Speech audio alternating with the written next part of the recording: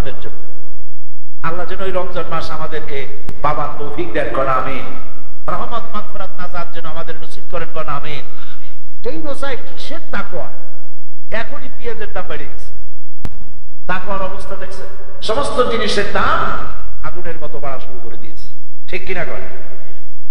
একজন অফিসার রোজার দিনে তার কাছে তার মক্কেল টাকা নিয়ে আসছে 200 টাকা। স্যার, আপনি যা চাইছিলেন সব আছে, কিন্তু কাজটা যেন আমি পাই। অফিসার খুব রেগে গেছে, বেকুব, রোজার দিনে তুমি ওই টাকা আমার হাতে দিচ্ছ। স্যার, আপনি তো চাইছিলেন, চাইছিলাতে কি হয়েছে? হাতে করে ওই টাকা নেওয়া যায়? করবো কি? টেবিল ড্রয়ার মধ্যে দিয়ে যাও তাড়াতাড়ি। লোকটি বলছে, স্যার, আপনার এই অবস্থা দেখে আমার মনে পড়লো এক লোক বেশি পাকা ফজলিয়াম দিয়ে ভাত আর দুধ দিয়ে ভাত পাকাই দিছে। লাল রঙের ফজলিয়াম, খুব পাকা, দুধ দিয়ে ভাত পাকাইছে। কিছুক্ষণ পরে তার ছেলেকে ডাকছে, তাড়াতাড়ি একটু চামচ নিয়ে এতো। ছেলে চামচ নিয়ে এসে কয়, বাবা হাত দিয়ে তো খাইতে, ছেলে চামচ দিয়ে কি করবা? কয়, আমটা এত বেশি পাকা, রং এত বেশি লাল, দুধ দিয়ে যখন মাখাইলাম আমার সাথে পায়খানার মতো পড়ে গেল। হাত দিয়ে খাইতে ঘৃণা করবো, এই জন্য চামচ আনছি। হাতে নেওয়া জায়েজ নাই, সুতরাং ড্রয়ারের মধ্যে দিয়ে যাও। নাউযুবিল্লাহি মিন যালিক। রোজা তাকওয়া সৃষ্টি করার জন্য আসছিল। ঈমানে গলত, তাকওয়ায় গলত, তাকওয়া সৃষ্টি হয় না। সারাদিন রোজা রাখে নাই, ইফতারে নিয়ে বসে যায়, লজ্জাও করে না। আল্লাহর ভয়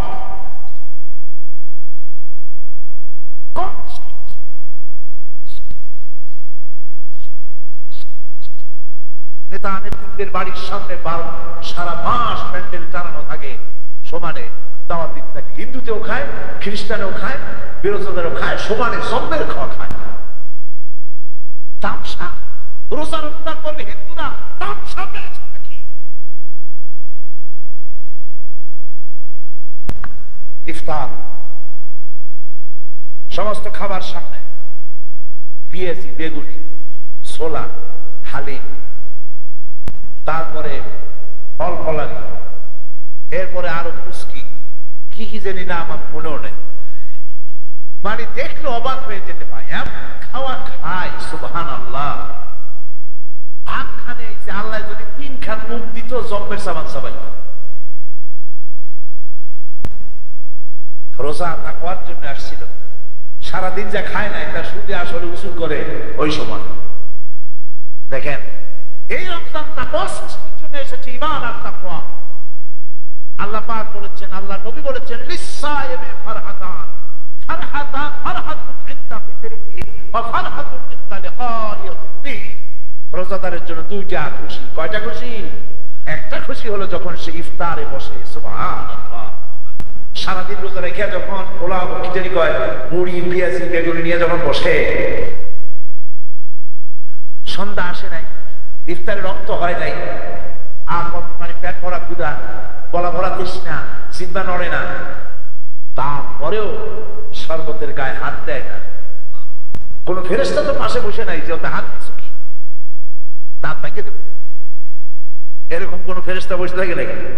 আল্লাহর নিষেধাজ্ঞা প্রত্যাহার হচ্ছে না বলে ততক্ষণ বসে আছে আল্লাহর বান্দা। তারপর আর কি উজ্জ্বল দৃষ্টান্ত।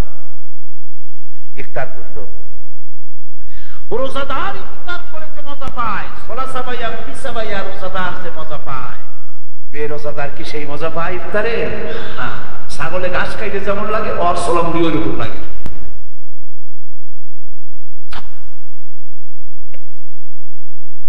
মানে একটা খুশি হচ্ছে ইফতারের সময়, আর একটা ওই ফিতরিহির মধ্যে ইফতার আছে আর ঈদও আছে। আর একটা হলো ঈদের খুশি। ঈদের খুশিটা ঈদের দিন সারা মাস রোজা রেখে যখন রোজাদার দাঁড়িয়ে যায় ঈদের জামাতে, তখন তার মনে যে আনন্দ, যে খুশি, তাকে বলে শেষ করা যায়? এখন তাকে বক্তৃতা করে বোঝানো যাবে?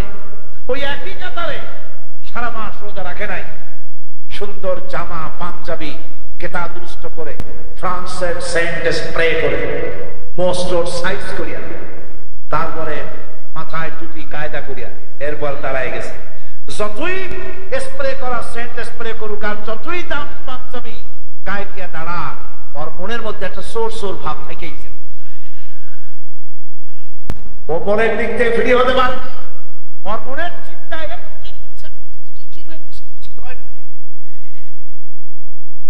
সুতরাং রোজা মানুষকে তাকওয়ার সৃষ্টি করে। সেই তাকওয়া আসে ইমানের ভিত্তিতে, ইমান হলেই তাকওয়া আসে, আর তাকওয়া মজবুত হলে ইমান মজবুত হয়ে যায়। ইমান এবং তাকওয়ার সাথে হচ্ছে গভীর সম্পর্ক। এই সম্পর্ক স্থাপন করতে হবে ইমানের সাথে আর তাকওয়ার সাথে, তাহলে সত্যিকারের মুসলমান হওয়া যাবে। সংবিধানে লেখা হয়েছে সার্বভৌমত্বের মালিক হলো জনগণ। মিথ্যে কথা, মিথ্যে কথা, আল্লাহর কোরআনের বিরোধী কথা। সার্বভৌমত্বের মালিক হতে হলে যেসব গুণ, যেসব কোয়ালিটি থাকা দরকার তা মানুষের মধ্যে নাই। সার্বভৌমত্ব কেবল নতুন কাজ, এই কথা আয়াতুল কুরসির মধ্যে একটা একটা করে বলা হয়েছে। সার্বভৌমত্বের মালিক হওয়ার জন্য কি কি কোয়ালিটি হওয়া প্রয়োজন আল্লাহ পাক তা বলে দিয়েছেন। কোরআন আয়াতুল কুরসি আল্লাহ কোরআনে নাযিল করে সার্বভৌমত্বের মালিককে হবে সমস্যার সমাধান করে দিলেন। রাসূল করিম সাল্লাল্লাহু আলাইহি ওয়াসাল্লাম মানুষের সার্বভৌমত্ব খতম করে মদিনায় আল্লাহর সার্বভৌমত্ব কায়েম করে তিনি একটি রাষ্ট্র কায়েম করলেন। মদিনা রাষ্ট্রের সার্বভৌমত্বের মালিক কে ছিলেন? আল্লাহ। জোরে বলেন কে ছিলেন? আল্লাহ। মানুষ তখন দেখতে পেল খোদাই সার্বভৌমত্বের ভিত্তিতে যে রাষ্ট্র গঠন হয় সেই রাষ্ট্র মানবতার জন্য কত কল্যাণকর হয়। সুবহানাল্লাহ বিহামদিহি। মানুষের সার্বভৌমত্বের ভিত্তিতে যে রাষ্ট্র গঠন হয় সেই রাষ্ট্রে দলীয়করণ, আত্মীয়করণ, বংশীয়করণের শ্রাদ্ধ হয়ে যায়। সার্বভৌমত্বের মালিক হিসেবে মানুষ 100-তে 100 ভাগ, মানুষ 100-তে 100 ভাগ অযোগ্য। কারণ সার্বভৌমত্ব নিরঙ্কুশ, যা ভাগ করা যায় না, যা কেড়ে নেওয়া যায় না। আমাদের দেশে যারা সার্বভৌমত্বের মালিক অনেক সময় বলে রাষ্ট্র, অনেক সময় বলে জনগণ। যারা ক্ষমতায় আসে তারা সার্বভৌমত্বের মালিক নিজেদেরকে দাবি করেন, আবার জনগণকেও দাবি করেন। তো এই সার্বভৌমত্বের মালিক তো তাদের হাত থেকে এই মালিকানা আরেকজনে কেড়ে নিয়ে যায়, নেয় না? নেয় না? কেড়ে নিয়ে যায়। আয়াতুল কুরসিতে বলা হলো যে সার্বভৌমত্বের মালিক এই ক্ষমতা, এই ক্ষমতা থেকে আরবিতে বলা হয় উলুহিয়া। এই ক্ষমতাকে সার্বভৌমত্বের ক্ষমতা থেকে আরবিতে কি বলা হয়? উলুহিয়া। আর যার হাতে এই ক্ষমতাটা থাকে তাহলে বলে ইলাহ, তাকে কি বলা হয়? আল্লাহ রাব্বুল আলামিন আয়াতুল কুরসির শুরুতে এই কথাটাই বলে দিলেন, আল্লাহু লা ইলাহা ইল্লা হুয়াল হাইয়ুল কাইয়্যুম। আল্লাহ হচ্ছেন তিনি যিনি ছাড়া কোনো ইলাহ নাই। তার মানে হলো সার্বভৌমত্বের একচ্ছত্র মালিকানা কার হাতে? চিৎকার দিয়ে বলুন, আল্লাহ রাব্বুল আলামিনের হাতে। সার্বভৌমত্বের এই ক্ষমতা হস্তান্তরযোগ্য নয়। আর সার্বভৌমত্বের মালিক যিনি হবেন তার শুরু থাকবে না, শেষও থাকবে না। এই কোয়ালিটি কার মধ্যে আছে? আল্লাহ পাক। আল্লাহ পাক বললেন তিনি হচ্ছেন আল হাই আল কাইয়্যুম। তিনি হাইয়্যুম, তিনি কাইয়্যুম, তিনি শাশ্বত, তিনি জাগ্রত, তিনি চিরস্থায়ী, যার শুরুও নাই, যার শেষও নাই। সুবহানাল্লাহ। সার্বভৌমত্বের মালিক দাবি করে যদি ঘুমায় থাকে ততক্ষণ ভারপ্রাপ্ত বানাবে কারে? এই জন্য সার্বভৌমত্বের মালিক হচ্ছেন আল্লাহ পাক, যাকে ঘুম এবং তন্দ্রা স্পর্শ করে না। সার্বভৌমত্বের মালিকের কোয়ালিটি আল্লাহ পাক বলছেন লা তাখুযুহু সিনাতুন ওয়ালা নাওম। পড়েন সবাই, লা তাখুযুহু সিনাতুন ওয়ালা নাওম। তার ঘুমও নাই, তন্দ্রাও নাই। আল্লাহ পাক সমস্ত রকমের মানবীয় কোয়ালিটি থেকে, গুণ থেকে মুক্ত, মুবাররা, পবিত্র। আল্লাহ রাব্বুল আলামিন সার্বভৌমত্বের একচ্ছত্র মালিক হচ্ছেন আল্লাহ পাক। তিনি ছাড়া কোনো ইলাহ নাই। তিনি পরিষ্কার করে বলছেন আল্লাহু লা ইলাহা ইল্লা হুয়াল হাইয়ুল কাইয়্যুম। সবাই পড়েন আল্লাহু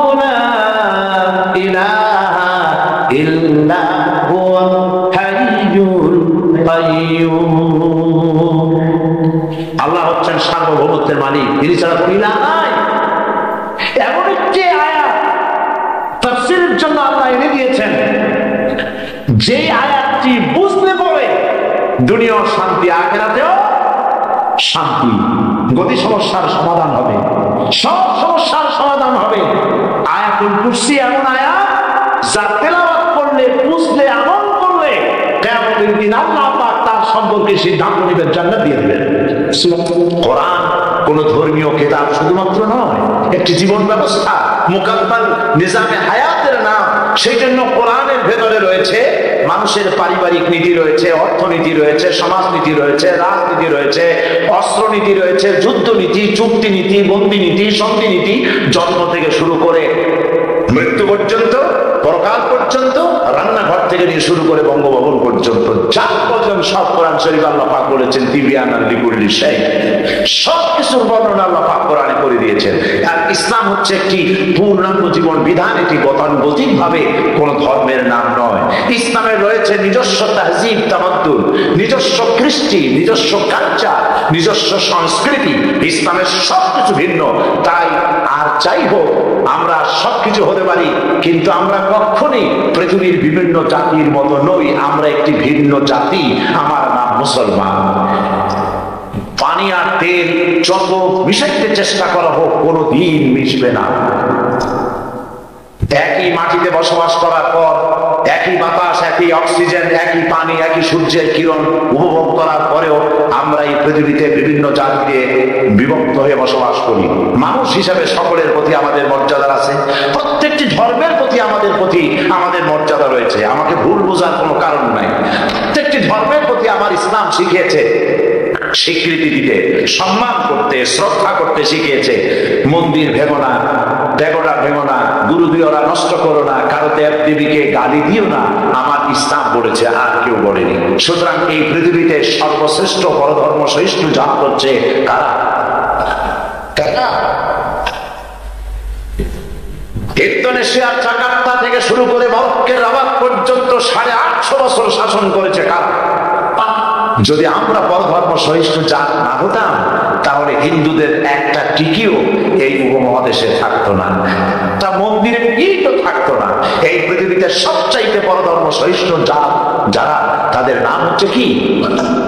এবং বাংলাদেশ আজকে সাম্প্রদায়িকতা বলে যে বুদ্ধিজীবীর কথা আবু জাফর ভাই আপনাদের সামনে বলেছেন, বুদ্ধিজীবীদের কথা, এরা বুদ্ধিজীবীর নামে পরজীবী।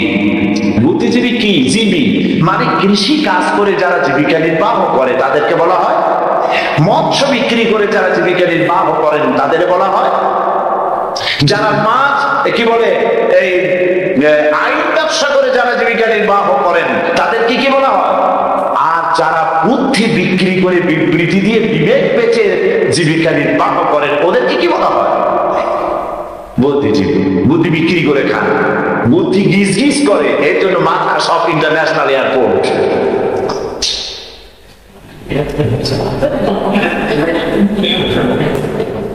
আমাদের তারা মুসলমানদেরকে সাম্প্রদায়িক বলছে। মুসলমান ইসলামে কোন সাম্প্রদায়িকতা বলে কিচ্ছু নাই। ইসলামে আছে উদার ভালোবাসা এবং বিশ্ব ভ্রাতৃত্ব। ওরা বিশ্ব ভালোবাসা দিবস উদযাপন করে, বিশ্ব ভালোবাসা দিবস। আমি পার্লামেন্টে বলেছি, আলহামদুলিল্লাহ পার্লামেন্টে আমরা যেতে পারছি না, এটা একটা ভিন্ন কারণ, সেটা বলার সময় বা জায়গা এটা নয়। পার্লামেন্ট একটা খুব সুন্দর জায়গা, আমার কাছে খুব ভালো লেগেছে। এটা এমন একটি জায়গা যেখানে বসে আইন পাস করা যায়। 1000 বছর ওয়াজ করে যা না পারা যায়, পার্লামেন্টের সংখ্যাগরিষ্ঠতা লাভ করলে 1 মিনিটে তাই করা যায়। আমি পার্লামেন্টে বলেছি, বিশ্ব ভালোবাসা দিবস তো ওই জাতির জন্য প্রয়োজন যাদের জীবনে কোনো ভালোবাসা নাই, যারা স্ত্রীকে ভালোবাসতে জানে না, যারা মাকে পিতাকে শ্রদ্ধা করতে জানে না, বাচ্চাকে স্নেহ করতে জানে না, ওদের জন্য বছরে 1 দিন হলেও একটু ভালোবাসার ভরিতা করা দরকার। কিন্তু ইসলাম তো ভালোবাসার মধ্য দিয়ে জন্মগ্রহণ করেছে। ইসলাম বলেছে, মানলাম ইয়ারহাম সাগীরানা ওয়ালা তুআক্কির কাবীরানা ফালাইসা মিন্না। আমার রাসূল বলেছেন, যে ব্যক্তি বৃদ্ধদেরকে সম্মান করে না, ছোটদেরকে স্নেহ করে না, সে আমার দলভুক্ত নয়। সুতরাং ভালোবাসার জন্য একটা দিবস উদযাপন করা মুসলমানদের জন্য কোনো প্রয়োজন নেই। ভালোবাসা দিবস উদযাপন করেছে, কি করলো বাংলাদেশে? পৃথিবীর দ্বিতীয় বৃহত্তম মুসলিম দেশ ভালোবাসা দিবস উদযাপন করতে গিয়েছে এই সরোয়ার্দী উদ্যানে। উনি ইউনিভার্সিটির ছাত্রছাত্রীরা, এক শ্রেণীর, সব আমি বলবো না, এক শ্রেণীর ছাত্রছাত্রীরা, যুবক যুবতীরা কপত কপতি গাছের গোড়ায় বসে বসে বাকবাকুম বাকবাকুম ডাকতে লাগবে। দেশের মন্ত্রী তিনি ইউনিভার্সিটির টিএসসিতে বললেন, বক্তৃতা করতে গিয়ে বিশ্ব ভালোবাসা দিবসে বলেছেন এই কথাগুলি। তিনি বলছেন, বিল ক্লিন্টন মনিকা প্রেম অমর হোক। আমি বললাম, একটা মন্ত্রী কতটা দুশ্চরিত্র হলে এই রকমের কথা যুবক যুবতীদের সামনে বলতে পারে? একে তো না শুনে বুড়ি, আর যদি পায় মন্ত্রীর ঢোলের বাড়ি, তাহলে অবস্থাটা কোথায় গিয়ে দাঁড়ায়?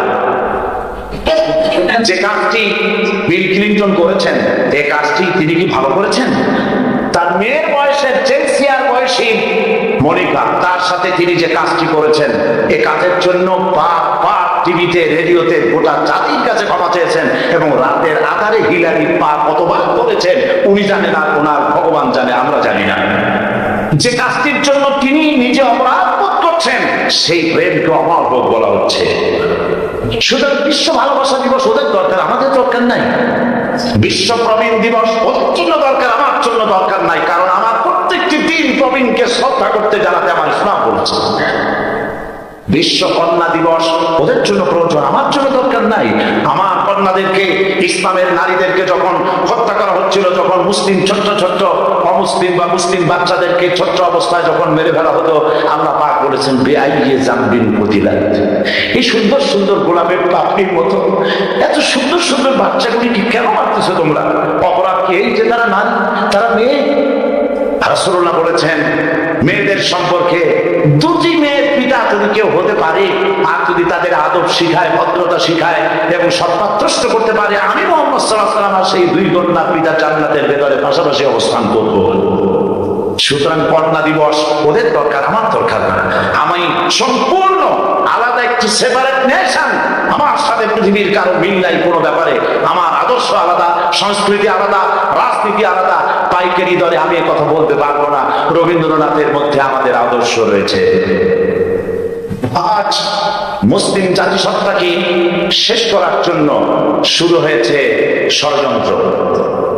কথা তো অনেক আসে, কথার নাম লতা, কোথা থেকে কোথায় যায় টের পাওয়া যায় না।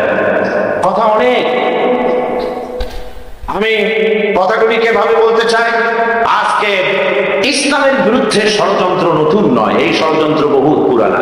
প্রথমে শুরু হয়েছে হাত দিয়ে মারা, তারপরে লাঠি দিয়ে মারা, তারপরে তীর দিয়ে মারা, বন্দুক দিয়ে মারা, এরপরে এলো অ্যাটম বোম, হাইড্রোজেন বোম, পারমাণবিক বোমা ইত্যাদি নানান রকমের অস্ত্রের আবিষ্কার হলো। কিন্তু ইসলামকে সম্পূর্ণভাবে পৃথিবী থেকে মিটিয়ে দেওয়ার জন্য সর্বশ্রেষ্ঠ যে হাতিয়ার তৈরি করলো ইহুদি আর কাফেরেরা, সেই হাতিয়ারের নাম কি? ঠিক বলেছেন আপনারা, শত্রুকে চিনেছেন, এজন্য আল্লাহ শুকরিয়া আদায় করি। তবে মিডিয়া আমাদের শত্রু নয়, শত্রু যারা এটাকে পরিচালিত করছে। গত সংসদ অধিবেশন শেষ হল, এর আগেরটায় বিল উত্থাপন করা হল যে এই দেশে ছেলেরা মেয়েরা শুধু পিতার নামে আর পরিচিত হতে পারবে না, পরিচিত হবে মায়ের নামে। আপনারা শোনেন নাই? ইসলামের সাথে এটার কোনো সম্পর্ক নাই। ইসলাম মাকে শ্রদ্ধা করে, হাজারবার শ্রদ্ধা করে, বরং মায়ের সাথে রাসূল কারীম সাল্লাল্লাহু আলাইহি ওয়াসাল্লামকে প্রশ্ন করা হয়েছে, খেদমত করবো কার? হুজুর বলেছেন তোমার মায়ের, তারপরে কার? তোমার মায়ের, তারপরে কার? তোমার মায়ের, তারপরে কার? তোমার পিতার। মায়ের মর্যাদা বাপের তুলনায় কয় গুণ। কিন্তু পরিচিতির দিক থেকে পিতার সাথেই পরিচিত হতে হবে, মায়ের সাথে পরিচিত হওয়ার বিধান ইসলামে নাই। দেখুন না, মুহাম্মদ বিন আব্দুল্লাহ, আবু বকর ইবনে আবি কুহাফা, ওমর ইবনুল খাত্তাব, ওসমান বিন আফফান, আলী ইবনে আবি তালিব, আব্দুর রহমান বিন আওফ, আবু উবাইদা ইবনুল জাররাহ। মায়ের নাম আছে? সমস্ত সাহাবী, সমস্ত নবীদের সামনে কার নাম? পিতার নাম। মায়ের নামের জরুরত কেন? ইউরোপ আমেরিকায় জরুরত হয়, কারণ গাভী জানে না কোন ষাঁড়ের বাছুর এটা, কিন্তু মুসলমানেরা জানে। মুসলমানেরা তার মাকে শ্রদ্ধা করে, বিশ্বাস করে, মা বলেছে এটা তোর পিতা, সেই পিতা বলার কারণে সারা জীবন আব্বা বলে রেখে গিয়েছে। বলতেছিলাম, মুসলমানদের বিরুদ্ধে যত অস্ত্রপাতি তৈরি হয়েছে, সবচেয়ে বড় অস্ত্রের নাম হচ্ছে মিডিয়া। এই মিডিয়া দু রকমের, অনেক রকম আছে। দু রকম হলো শ্রেষ্ঠ, একটা হচ্ছে গ্লোবাল প্রিন্টিং মিডিয়া, আরেকটি হচ্ছে গ্লোবাল ইলেকট্রনিক মিডিয়া। এই দুটো মিডিয়া সব ইহুদি এবং খ্রিস্টানদের হাতের মধ্যে, হাতের মুঠার মধ্যে রয়েছে। আমার আল্লাহ বলছেন ওয়ালা তাজিদান্না আশাদ্দান নাসে আল্লাযীনা আমানুল ইয়াহুদা ওয়াল্লাযীনা আশরাকু। আল্লাহ পাক বলেছেন যে মানব গোষ্ঠীর ভিতরে ইহুদি আর মুশরিক এদের চাইতে জঘন্য দুশমন মুসলমানদের আর নাই। আল্লাহ পাক বলেন পাকড়াও করো, কে ধরো, খুজুহু ধরো, ফাগুল্লুহু ওর গলায় বেড়ি লাগাও, সুম্মাল জাহিমা সাল্লুহু এরপরে জাহান্নামে নিক্ষেপ করো, সুম্মা সিলসিলাতিন যারউহা সাবউনা যিরআ ফাসলুকুহু 70 গজ লম্বা শিকল দিয়া বন্ধ জাহান্নামে নিক্ষেপ করো। এই জাহান্নামে ওই সব কাফিরদের জন্য হবে এই আযাব। আল্লাহ পাক কেন দিবেন কারণ সম্পর্কে আল্লাহ পাক বলেন ইন্নাহু কানা লা ইউমিনু বিল্লাহিল আযীম ওয়া লা ইয়াহুদ্দু আলা তুআমিল মিসকিন। কারণ হলো এরা আল্লাহ পাকের উপরে বিশ্বাস স্থাপন করত না। বড় বড় বুদ্ধিজীবী, বড় বড় বুদ্ধিজীবী, বড় বড় কবি। আহারে, আমার দেশের এক কবি বলল ফজরের নামাজের আজান যখন শুনি মনে হয় বেশ্যা তার খরিদ্দার ডাকতেছে। মুসলমান নামের কলঙ্ক, মানুষ নামের পশু। এই কবিতে তদানীন্তন প্রধানমন্ত্রী রাষ্ট্রীয় পুরস্কার দিয়ে ধন্য করেছে। নাউজুবিল্লাহ। আল্লাহ বরদাস্ত করেন নাই। কোরআনের সাথে ইসলামের সাথে যারা বেয়াদবি করেছে আল্লাহ পাক থাপ্পড় দিয়া সত্যিকারদের সহায় দিয়েছেন। আল্লাহ জাহান্নামের দুইটা কারণ হবে। একটা হলো আল্লাহকে অস্বীকার করেছে, নামাজ নাই, রোজা নাই, তাকায় দেখবেন চেহারাটা মুসলমানের মতো মনে হয় না, বুদ্ধিজীবী, পাটের দড়ির মতো চুলগুলো ফুরফুর করে চারপাশে, উপরে তো নাই। আর যদি থাকেও সেগুলো এমন অবস্থা কাউড়ায় যদি রাস্তায় পায় ডিম পাড়ি ধুয়ে যাবে। চুলের অবস্থা ওই, মোষের অবস্থা ঢাকনার মতো। কিছু কিছু মশলা তো এমন আছে 5 ব্যাটারি টর্চ লাইট মারলেও বোঝার উপায় না, বেচারা হাসে না কান্দে। এইভাবে করে মাথার দশাই, চুলের দশাই, এগুলো হলো বুদ্ধিজীবী। আর এইগুলো হলো ওনাদের কলিজা টুকরা। ঠিক কিনা বলেন? সহ্য হয় না, ইসলাম ভালো লাগে না, কোরআন ভালো লাগে না, বুদ্ধিজীবী হইলি সারল। যারা অস্বীকার করবে আল্লাহ রাব্বুল আলামিন কিয়ামতের দিন বলবেন ধর, গলায় বেরি পড়া। দেখছেন না আসামিগুলারে বেরি পড়ায় কেমনে? ডান্ডা বেরি পড়াবেন আল্লাহ পাক, জাহান্নামের শিকল পরায় দিবেন আল্লাহর অস্বীকার করার কারণে। আর একটি কারণ কি? ওয়ালা ইয়াহুদ্দু আলা তুআমিল মিসকিন। মিসকিনদেরকে এরা খেতে দিত না, মিসকিনদেরকে, দুস্থদেরকে নিজেরাও খেতে দিত না, কাউকে খাবার দিতে উৎসাহিতও করত না। জাহান্নামে যাওয়ার জন্য আরো দুইটা কারণ রয়েছে,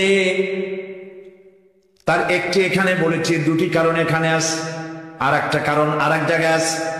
আল্লাহ পাক বলেছেন জাহান্নামীদেরকে প্রশ্ন করা হবে ইয়াতাসাআলুনা আনিল মুজরিমিন মা সালাকাকুম ফি সাকার। জাহান্নামীদেরকে প্রশ্ন করা হবে কেন জাহান্নামে এসেছো? তারা বলবে ক্বালু লাম নাকু মিনাল মুসাল্লিনা ওয়া লাম নাকু নুতঈমুল মিসকিন। আমরা নামাজ আদায় করি নাই, নামাজ পড়ি নাই, আর মিসকিনদেরকে খেতে দেই নাই। মারাত্মক কারণ হবে জাহান্নামে যাওয়ার এগুলি। প্রিয় ভাই সব, এরপরে কিয়ামতের দিন আমলনামা দিয়ে দেওয়ার পর একদল তো জান্নাতে চলে যাবে, ইমানদারদের ডান হাতে আমলনামা আসবে, আর বেঈমানের কোন হাতে? পিছন থেকে বাম হাতে। জাহান্নামীরা জাহান্নামে যাওয়ার পর তারা সেখানে বসে জান্নাতীদেরকে দেখতে পাবে। সুবহানাল্লাহ। জান্নাতের দিকে তাকিয়ে তারা লক্ষ্য করে দেখবে যাদেরকে গালাগালি করেছিল মৌলবাদী বলে, যাদেরকে মারধর করেছিল, যাদেরকে ধর্মান্ধ বলা হয়েছিল, সেই লোকগুলি তো ওই জান্নাতে দেখা যায়। পানির পিপাসায় ক্ষুধার যন্ত্রণায় অস্থির হয়ে তখন জাহান্নামীরা বলবে, ওয়ানাদা আসহাবুন নারি আসহাবাল জান্নাতি আন আফিদু আলাইনা মিনাল মা। জাহান্নামীরা ডাক দিয়া বলবে, ও জান্নাতি ভাইরা, ক্ষুধায় মরে গেলাম, পিপাসায় মরে গেলাম, তোমরা যে পানি পান করো জান্নাতের ভিতরে, একটু পানি আমাদের দিকে ঢেলে দাও। আও মিম্মা রাযাকাকুমুল্লাহ, একটু পানি দাও, অথবা আল্লাহ পাক তোমাদেরকে যে রিজিক দান করেছে একটু খাদ্য আমাদের দিকে নিক্ষেপ করে দাও, একটু খাইয়া বাসি। আল্লাহ রাব্বুল আলামিন বলেন, জান্নাতি লোকেরা তখন বলবে, ক্বালু ইন্নাল্লাহা হারামাহুমা আলাল কাফিরিন। কাফিরদের জন্য আল্লাহ রাব্বুল আলামিন জান্নাতের নাজ এবং নিয়ামত, খাদ্য এবং পানীয় সব হারাম করে দিয়েছেন আল্লাহ পাক। বেহেশতি লোকেরা জাহান্নামীদেরকে ডেকে বলবে, ওয়ানাদা আসহাবুল জান্নাতি আসহাবান নারি আন ক্বাদ ওয়াজাদনা মা ওয়া'দানা রাব্বুনা হাক্কান। জান্নাতীরা বলবে, ও জাহান্নামী ভাইরা, তোমাদের সাথে আল্লাহ পাক যে ওয়াদা করেছিলেন সেই ওয়াদা তোমরা কি ঠিক মতো পেয়েছো? তার মানে হচ্ছে আল্লাহর ওয়াদা ছিল নেক কাজ করলে জান্নাতে যাবে, আর আল্লাহর দ্বীনের সঙ্গে বিরোধিতা করলে, আল্লাহর সাথে নাফরমানি করলে জাহান্নামে যাবে। নামাজ আদায় না করলে, জিনা ব্যভিচার করলে, ইসলামের পক্ষে না থেকে বিপক্ষে থেকে শত্রুতা করলে জাহান্নামে যাবে। আল্লাহর এই ওয়াদাগুলি ঠিক মতো পাইছো কিনা? আজ তোমরা জাহান্নামে গিয়েছো। তারা বলবে, হ্যাঁ, আমাদের আল্লাহ পাক যে ওয়াদা করেছিলেন সেই ওয়াদা অনুযায়ী আমরা আজকে বিপদে পড়েছি। আমরা আমল না করার কারণে, উল্টা কাজ করার কারণে আজ আমাদের এই দুরবস্থা হয়েছে। জাহান্নামীরা একদল আরেক দলের সঙ্গে অভিশাপ দেবে, একদল আরেক দলকে অভিশাপ দেবে। তারা একে অপরের বিরুদ্ধে অভিশাপ দিতে থাকবে। সেখানে কর্মী আর নেতাদের সাথে দেখা হয়ে যাবে। লক্ষ্য করেন, যেই সব নেতাদের কথা মতো বোমা মানুষ মেরি দায় দায়িত্ব আলেমদের মাথার উপর, ইসলামের মাথার উপরে চড়ায় দেওয়া হয়েছে। এইবার নেতার সাথে কর্মীদের দেখা হবে কোন জায়গায়, কোন জায়গায় দেখা হবে? দেখা যখন হয়ে যাবে, কর্মীরা সেখানে নেতাদেরকে অভিশাপ দিয়ে বলবে, ওয়াকালু রাব্বানা ইন্না আতা'না সাদাতানা ওয়া কুবারা'না ফাআযাল্লুনা সাবিলা। এরা বলবে আল্লাহর কাছে, রব্বুল আলামিন, এই নেতারা আমাদেরকে বিভ্রান্ত করেছে, তাদের কথা অনুযায়ী চলেছিলাম, ওরা আমাদেরকে যা যা করেছে তাই বলেছি। আমরা মানুষ মেরেছি, আলেমদেরকে মেরেছি, আর নিজেরা ঘটনা ঘটাইয়া ইসলামের উপরে চাপাই দিস। এই নেতাদের কথা মতো কর্মীরা বলবি, আল্লাহ আজকে আমরা যে শাস্তি পাচ্ছি এর থেকে কেমন শাস্তি আমাদের নেতাদেরকে দেওয়া হয়। কোরআন শরীফ পড়ো, হাদিস শরীফ পড়ো, ইসলাম অনুযায়ী চলো। বলে বলে বলে না, বলবে না, বলবে তো খুব খারাপ, মৌলবাদী মৌলবাদী হয়ে যাবে, শাস্তি বিরোধী, ইসলামের কথা বলছে, মুখে দাঁড়ি। নাউজুবিল্লাহ, বলে নাউজুবিল্লাহ। সেই সময় অর্ডার প্রাপ্ত জাহান্নামীরা বলবেন, وقال الذين كفروا ربنا أرنا الذين أضلانا من الجن والإنس। কাফেররা তারা বলবে, আয় আল্লাহ, কে আমাদেরকে গোমরাহ করেছিল, তোমার দ্বীনের রাস্তা থেকে কারা সরায় দিয়েছিল, জেনেদের মধ্যে মানুষের মধ্যে একটু দেখায় দাও। আরেনাল লাদাইনে আদাল্লানা, গোমরাহ করেছিল কারা, একটু দেখায় দাও। নাজআলহুমা তাহতা আকদামিনা লিয়াকুনা মিনাল আসফালিন। আমরা তাদেরকে আজকে পদদলিত করব। সেদিন কর্মীরা নেতাদের সম্পর্কে এই কথা বলবে। এই জাহান্নামের ভিতরে নেতা কর্মীদের কথোপকথনের মধ্যে শয়তানের সঙ্গে দেখা হয়ে যাবে। কার সাথে দেখা হবে? শয়তানের সাথে। এই শয়তানের কথা মানুষেরা শোনে, গুনাহ করে নিজে। কবি বলেছেন, क्या हंसी आती है मुझे हजरत इंसान पर, क्या हंसी आती है मुझे हजरत इंसान पर, फेल बत्तू खोद करे और लानत करे शैतान पर। খারাপ কাজ নিজে করে দোষ দেয় শয়তানের। আসলে শয়তান তো প্ররোচনা দেয়। জাহান্নামের মধ্যে শয়তানের সাথে দেখা হয়ে যায়।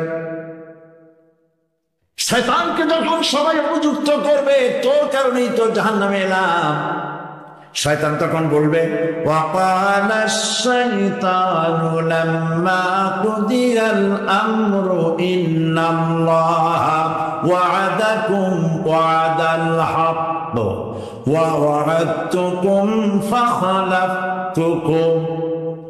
শয়তান বলবে, আল্লাহ তোমাদেরকে সত্য প্রতিশ্রুতি দিয়েছিলেন, আমারে দোষ দিয়া লাভ নাই, আমারে দোষ দিয়া লাভ নাই।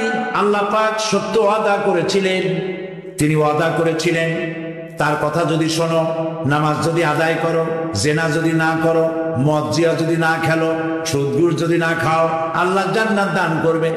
এটা ছিল তার ওয়াদা। আল্লাহ তার ওয়াদা পালন করে যারা তার হুকুম মেনে চলেছে তাদেরকে জান্নাত দান করেছেন। আর আমার ওয়াদা ছিল ভিন্ন।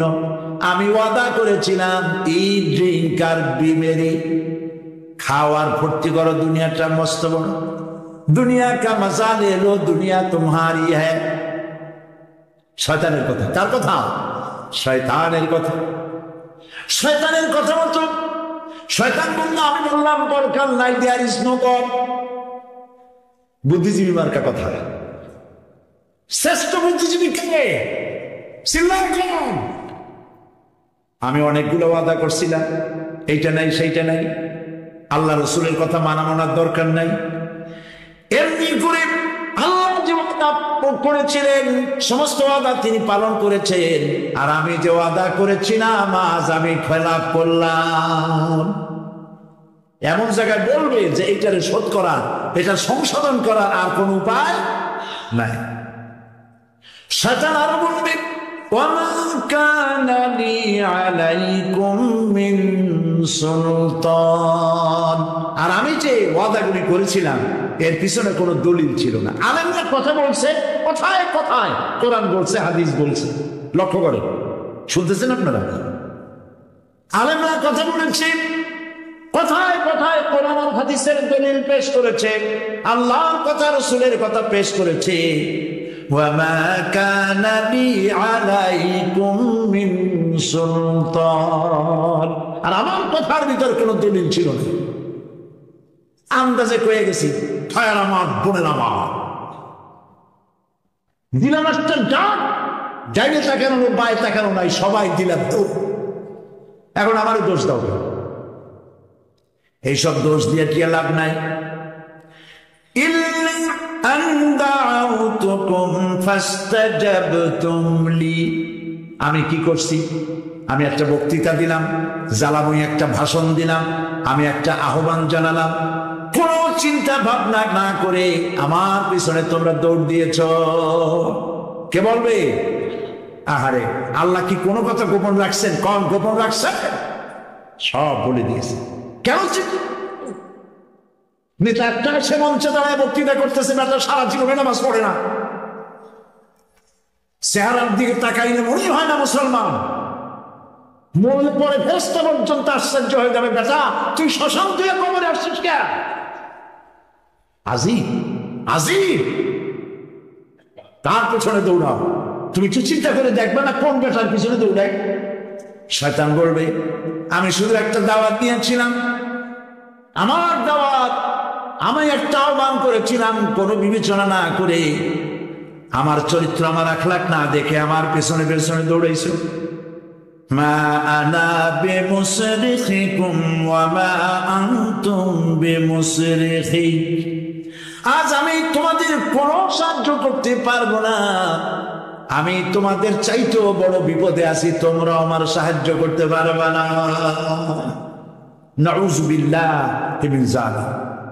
আহারে, কি ভাই উপায় থাকবে? আর এরপরে জাহান্নামের নেতাদের সাথে অনুসারীদের আর একবার দেখা হবে।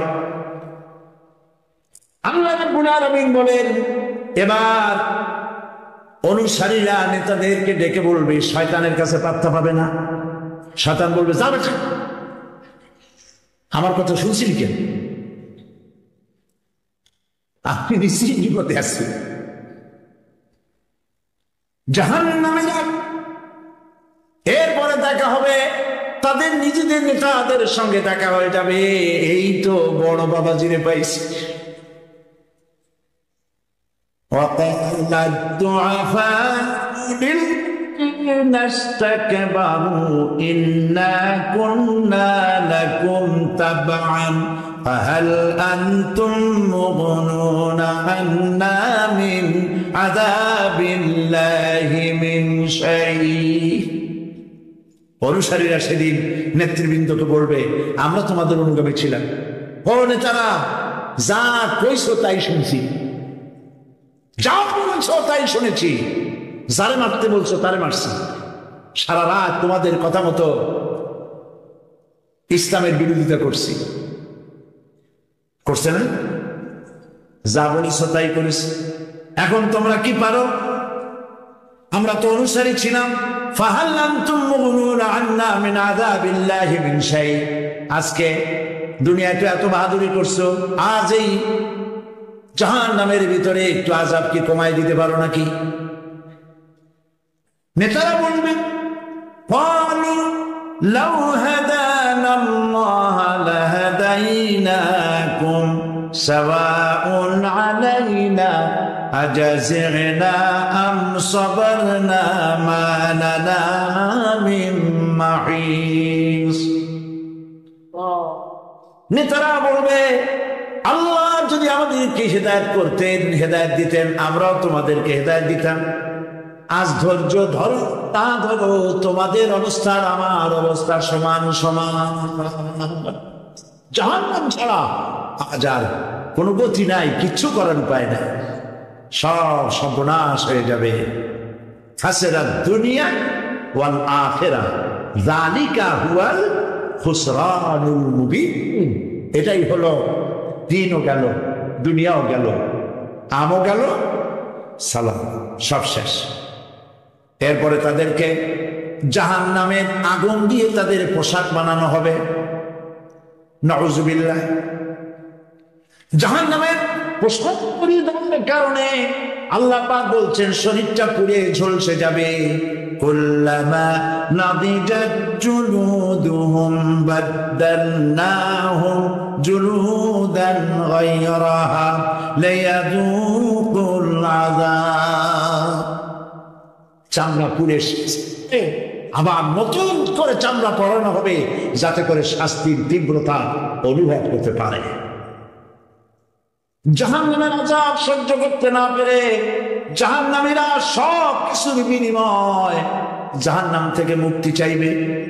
ইয়াওয়াদ্দুল মুজরিমু লাউ ইয়াফতাদি মিন আযাবিন ইয়াওমাইযিন বিবানিহি ওয়া সাহিবাতিহি ওয়া আখিহি।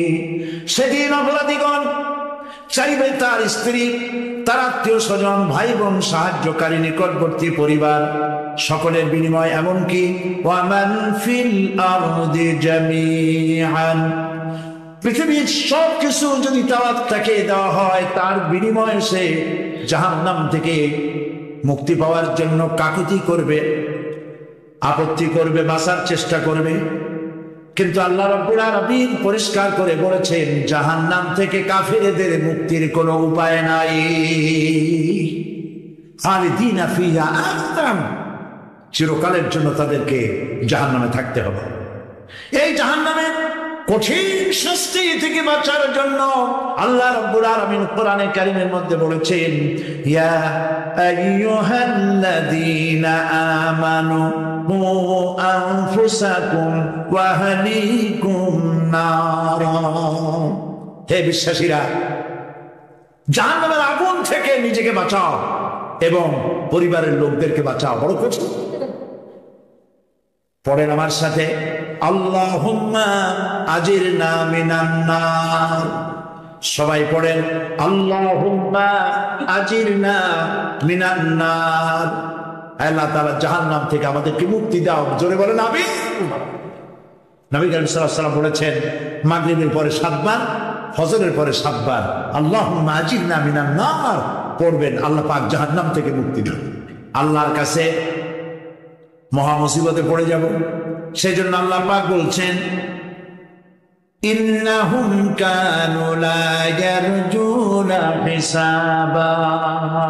এই লোকগুলি হিসাব নিকাশ যে দেওয়া লাগবে কিয়ামতের ময়দানে, এটা তারা আশাই করতো না, বিশ্বাসও করতো না যে হিসাব নিকাশ হবে কিয়ামতে।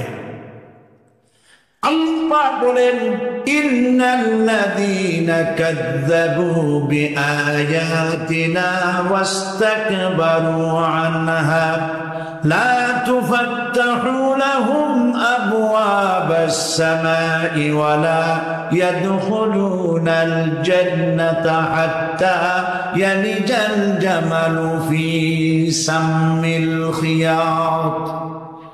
আল্লাহ পাক বলছেন, যারা আমার আয়াতকে অস্বীকার করেছে, মিথ্যা মনে করেছে এবং অহংকার করেছে, আমাকে অমান্য করেছে, এই সমস্ত লোকগুলি, তাদের জন্য আকাশের দরজা খোলা হবে না, আর তাদের জন্য তারা জান্নাতেও যেতে পারবে না।